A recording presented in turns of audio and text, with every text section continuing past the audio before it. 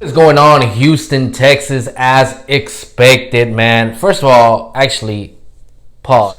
Congratulations to the Houston Dash, man. Going on an incredible run. Never been in the playoffs and going scoreless in the knockout stage and just solidifying that team, winning 2-0 on Sunday, bringing the gold home to Houston, man. It is exactly what it's about, man. Bringing this city recognition, regardless of all the hate that we get, and we sure do get plenty of it.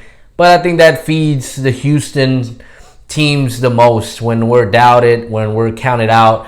And look, man, it was great to see that happen. Now, as expected in the NFL, players and teams have begun the process of really limiting their roster per the NFL to only 80 men, which means normally you would get 90. You're really starting to make cuts. We saw the Seahawks over the weekend begin to make cuts, and now the Texans this morning began to make cuts. Off the bat, though, the first thing that happened today was they re-signed Senior Calamante, who has been playing left guard or right guard, whichever he's been needed at. And look, they brought him for a one-year deal, cheap deal. So it doesn't really hurt the team as far as really having depth. You need that, especially now going into a year of playoffs. Going into a year of football where you can get some tested cases of positive, and if you don't have the correct depth, it could really, really get crazy for you. So I think that's definitely a great move for the Houston Texans as far as depth is concerned. Now they also released Nick Tano, who is a undrafted quarterback, and long snapper Anthony Kukwa. And look, man, it looks like they're starting to make true cuts. Another thing that I actually read over just today was that they really, really like this Tyler Simmons guy from Georgia.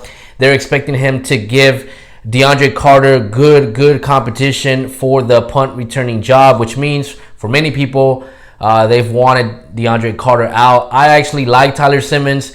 He's punted return before in college. To me, he's not a bad option at wide receiver either. A better option, I would say, than DeAndre Carter. Even though DeAndre Carter, you have to give him credit. There are plays that he did make where the offense was not flowing, and he partook in that and made a difference to get the offense going. Now, if Tyler Simmons beats out DeAndre Carter, I'll probably breathe a little bit better when it comes to punt returning. Because, man, you just never knew what you were going to give with DeAndre Carter. His decisiveness was just not that sharp. But, yeah, man, the Houston Texans are continuing to do cuts. I think that today they've done, 2 or 3 cuts. So, as the week goes by, I know that they want to start training camp with 80 people on the roster. Also, I'm not sure how much testing as an expense is, or where the expense is actually coming from. Is it the team paying for it? Is it from the money that the NFL reimbursed teams this past week? Where is the testing being ran through? Is it, the NFL getting a certain amount of salary for the team and taking that to do these tests? The best case scenario for teams is going to be every other day instead of every day for testing. And as you all saw today in baseball, there was a bunch of Orioles and Marlin players and coaches that came out positive, so they canceled that game. So people are afraid that could correlate to the NFL. The NFL should really take a look at the women's soccer league that just went through. They went their whole tournament without having one positive test. How they did it, I don't know, but they should definitely go and invest and see how that happened. Now, could it be related to them not having any fans there and being in a bubble? Not too sure, but definitely things that the NFL still needs to look at, because, man, it'll be tough to see your team or any other team not be able to make the playoffs because those 2 or 3 games the quarterback went down with the positive testing, couldn't get on the field. So you had your backup there, which actually brings me to the point that might be the reason why the Texans keep 3 QBs on the 53-man roster, which means it could definitely push cuts somewhere else that we unfortunately have to make. Like I said, in my live video the other day, I see people like EJ Gaines and Jalen Watkins being 2 people that are on the bubble as far as corners, people that can play safety at times. Not too sure what's going to happen with those 2. They could either both be gone or just one of them.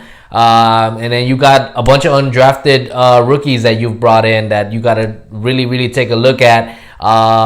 Because, like, for instance, that defensive tackle Anzua, I like him a lot. And it is a cheap contract that you can develop, a player that you could develop. I know the Texans don't develop nobody, but a player that can develop, find a way to develop himself and, help this D-line. Now, it's already been said that they want to bring in help at the D-line. They want to bring in help at the safety position. So I would just keep an eye on if the Texans begin to cut more than 80 players. So let's say they fall down to 78 players before camp starts. That means that they might be close on signing and bringing in someone. Another news in the NFL, big old trade. The Jets get a bunch of picks and get a safety to replace Jamal Adams for this year, and sent all that to the Seahawks, and the Seahawks sent all those picks back to the Jets. Now, we all know the Jets GM coming from Baltimore. He makes great decisions. I think until they get a new coach in there and a good coach in there,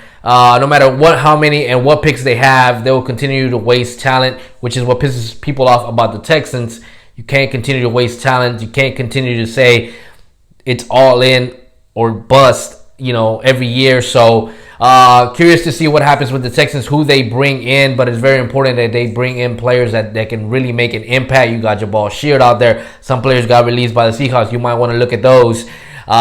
Still some safety sitting out there. They're not going to demand big money. They want to bring more offensive line help.